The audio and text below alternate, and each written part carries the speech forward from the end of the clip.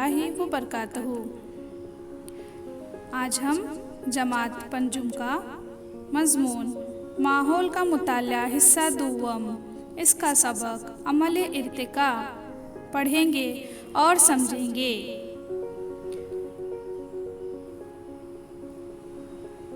इस सबक के पिछले हिस्से में हम पढ़ चुके हैं कि अमल इर्तिका किसे कहते हैं। अमल इर्तिका यानी मुसलसल और धीमी रफ्तार से होने वाली तब्दीली। बच्चों, हमने गुज़िश्ता सबक में ये मालूम किया है कि जानदारों की दुनिया की इब्तिदा यक खलवी जानदार प्रोटोज़ोआ से हुई। इसी यक खलवी प्रोटोज़ोआ से कसीर खलवी जानदार पैदा हुए। कसीर खलवी जानदार आहिस्ता आहिस्ता तरक्की करते गए और इसी अमल से मुख्तलिफ़ किस्म के नबातात और जानवरों की पैदाइश हुई। अब हम देखेंगे जानवरों के इर्तिका के मराहिल। जानवरों के इर्तिका के दो अहम मराहिल हैं। पहला गैर फ़िक्री जानदार और दूसरा फ़िक्री जानदार। गैर फ़िक्री जानदार ऐसे जानदार जिनकी पीठ में रीढ़ की हड्डी नहीं होती, उन्हें गैर फ़िक्री जानदार कहते हैं। मसलन केचुआ और घूंगा। इनकी पीठ में रीढ़ की हड्डी नहीं होती, इसलिए इन्हें गैर फ़िक्री जानदार कहते हैं। फ़िक्री जानदार ऐसे जानदार जिनकी पीठ में रीढ़ की हड्डी होती है, उन्हें फ़िक्री जानदार कहते हैं। मसलन गाय। यहाँ आप गाय का ढांचा देख सकते हैं जिसमें रीढ़ की हड्डी साफ नज़र आ रही है।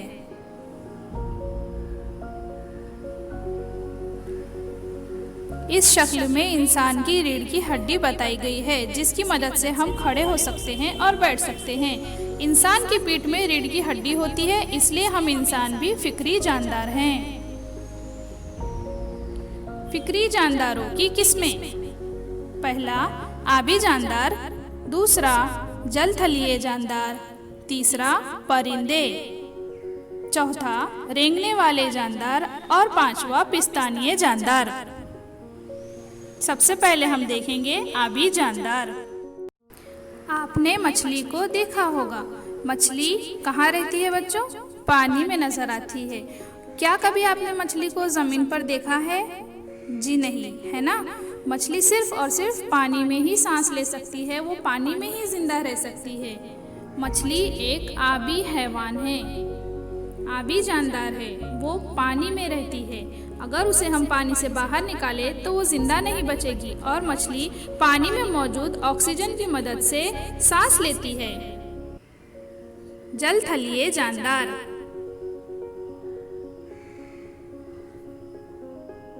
मेंढक और कछुए को आपने देखा है।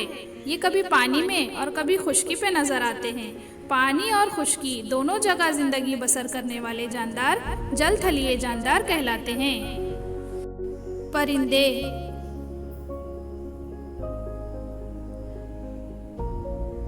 परिंदे उड़ने की सलाहियत रखते हैं। उनकी हड्डियां खोखली होती हैं, इसलिए वो बाआसानी हवा में उड़ते हैं। परिंदे हवा में मौजूद ऑक्सीजन के जरिए सांस लेते हैं। रेंगने वाले जानदार। आपने रेंगने वाले जानदार देखे होंगे।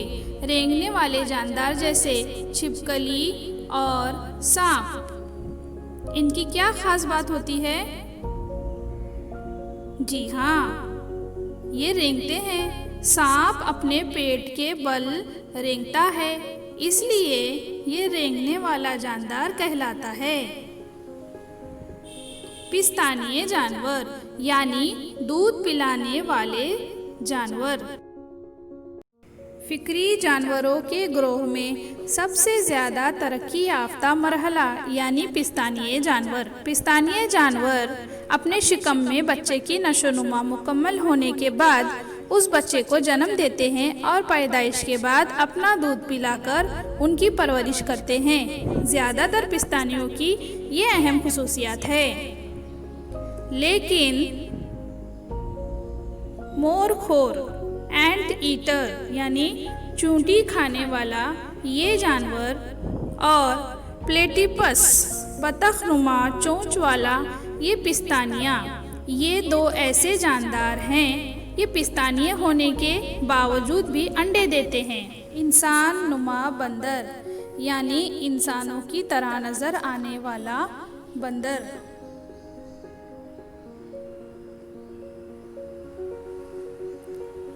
इंसान नुमा बंदर यानी इंसान से मुशाबा बंदर, इसे ही एप बंदर कहते हैं। बंदरों की ये किस्म का बसेरा ज्यादातर दरख्तों पर ही था। जब एप बंदरों की किस्मों का बसेरा दरख्तों पर था, उनकी बुनियादी शक्ल व सूरत बंदर ही की तरह कायम रही, लेकिन उनकी बाज़ किस्में घास के इलाकों में दरख्तों की बजाय जब ज़मीन पर गुजर बसर करने पर मजबूर हो गई और ये किस्में तरक्की करते गई। बाज़ लोगों का मानना है कि इनसे बेतरतीब तरक्की होते होते इंसान का वजूद हुआ।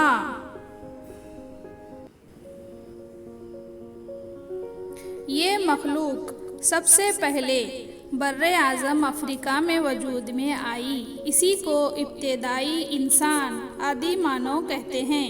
आदि का मतलब होता है इब्तिदाई।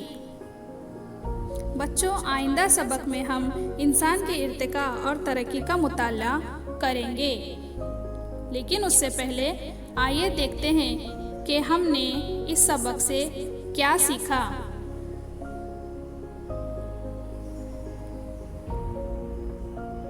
मुसलसिल और धीमी रफ्तार से होने वाली तब्दीली को इर्तिका कहते हैं। इर्तिका का नज़रिया पेश करने वाले साइंसदान का नाम चार्ल्स डार्विन है।